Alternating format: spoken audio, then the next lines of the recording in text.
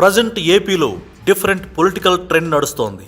అప్పట్లో పులిరాజాకు ఎయిడ్స్ వస్తుందా లేదా బాహుబలిని కట్టప్ప ఎందుకు చంపాడు లాంటి ట్రెండ్ సెట్టింగ్ ఇంట్రెస్ట్ క్యూరియాసిటీ దేశవ్యాప్తంగా క్రియేట్ అయింది. ఇప్పుడు పొలిటికల్గా ఏపీలో చంద్రబాబు పవన్ మోడీ కూటమి గెలుస్తుందా అన్నది కూడా అంతే ఆసక్తి రేపుతోంది. నారా చంద్రబాబు నాయుడు వెన్నుపోటు రాజకీయాలకు మారుపేరని పొలిటికల్ మేధావుల మాట.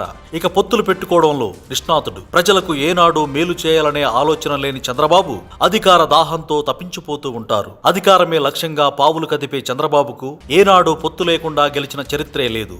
1995లో మామ ఎన్టీఆర్ నుంచి అధికారాన్ని లాగేసుకున్న చంద్రబాబు ఆపై పొత్తుల తక్కడినే నమ్ముకొని నేటి వరకు రాజకీయ పబ్బం గడుపుతున్నారు. 1999 సార్వత్రిక ఎన్నికలకు ముందు అటల్ బిహారీ వాజ్పేయి నేతృత్వంలోని బీజేపీ ప్రభుత్వంతో పొత్తులో భాగంగా బయట నుంచి మద్దతునిచ్చేందుకు అంగీకరించారు చంద్రబాబు. ఆ ఎన్నికల్లో బీజేపీ సపోర్టుతోనే ఇక్కడ టీడీపీ గట్టెక్కిందని చెప్పాలి.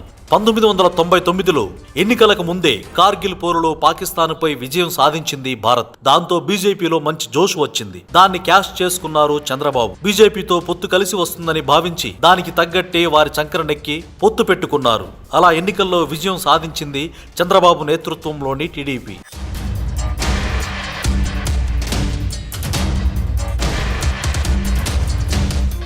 ఇక 2004 అసెంబ్లీ ఎన్నికల్లో వైఎస్ఆర్ దెబ్బకు టీడీపీ కుదేలైంది. 2004లో అధికార పక్షంగా ఎన్నికల బరిలో దిగింది టీడీపీ. ఇక్కడ కూడా ఎన్డీఏ భాగస్వామిగా రంగంలోకి దిగారు చంద్రబాబు. కానీ ఆ ఎన్నికల్లో తెలుగుదేశం పార్టీ కేవలం 47 సీట్లకే పరిమితమైంది. 1999 ఎన్నికల్లో 180 సీట్లతో అధికారం చేజిక్కించుకున్న టీడీపీ 2004లో మాత్రం ఎటువంటి ప్రభావం చూపలేకపోయింది. 2004లో వైఎస్ఆర్ నేతృత్వంలోని కాంగ్రెస్ 185 సీట్లతో తిరుగులేని మెజార్టీ సాధించి ప్రభుత్వం ఏర్పాటు చేసింది. ఇక 2009 అసెంబ్లీ ఎన్నికల్లో చంద్రబాబు విచిత్ర కూటమితో తెరపైకి వచ్చారు.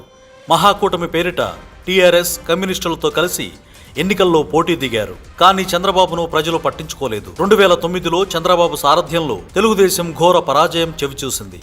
ఉమ్మడి ఆంధ్రప్రదేశ్లోని 294 నియోజకవర్గాల్లో తెలుగుదేశం 222 స్థానాల్లో పోటీకి దిగి 92 సీట్లు మాత్రమే గెలిచింది. 2009లో సమైక్య ఆంధ్రప్రదేశ్కు వరుసగా రెండోసారి డాక్టర్ వైఎస్ఆర్ నేతృత్వంలోని కాంగ్రెస్ అధికారాన్ని నిలబెట్టుకుంది. కాంగ్రెస్ 294 స్థానాల్లో పోటీ చేసి 156 స్థానాల్లో గెలిచి సత్తా చాటింది.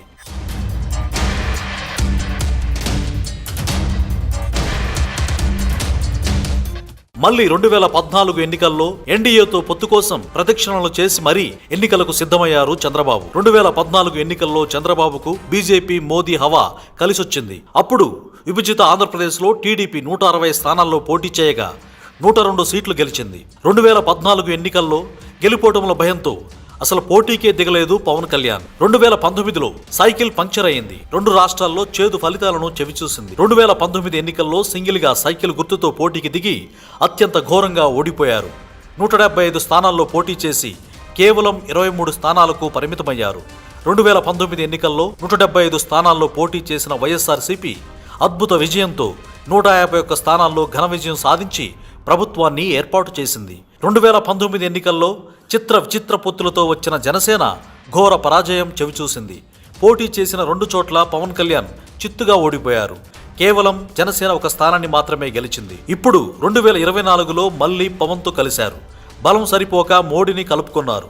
ఈసారైనా నెగ్గుతారా అంటే జగన్ ముందు కూటమి పటాపంచలవుతుందని పబ్లిక్ చెబుతున్నారు.